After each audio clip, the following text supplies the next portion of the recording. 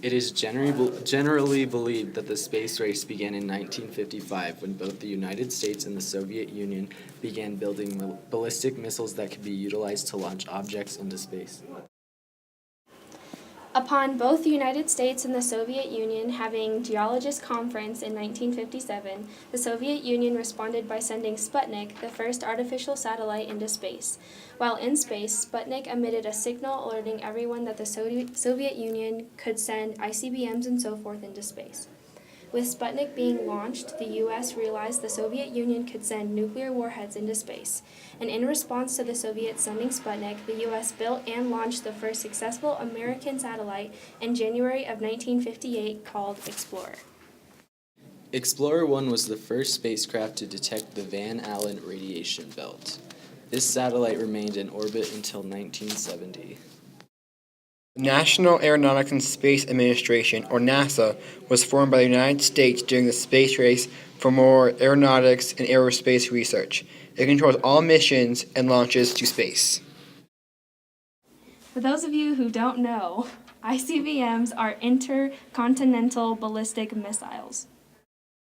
As the space race went on, the Soviets were ahead by sending the first person in space and had the first person to orbit the Earth in 1961, Yuri Gagarin.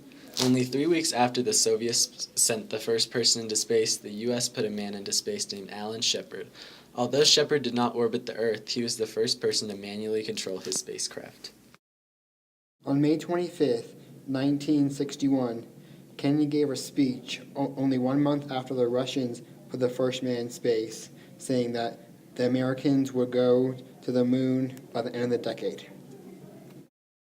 Kennedy believed that his decision to place a higher importance on the space race was one of the most important decisions that he made during his presidency.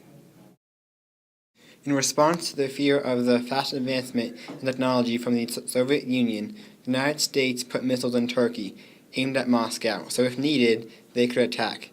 After the U.S. failed to overthrow the Cuban regime in May of 1962, Nikita Khrushchev proposed placing missiles in Cuba, and in July of 1962, construction of missile sites began.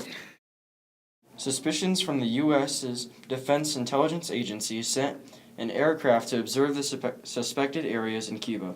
Once the nuclear missiles were identified, Kennedy decided on a blockade around Cuba, while demanding all weapons returned to the USSR.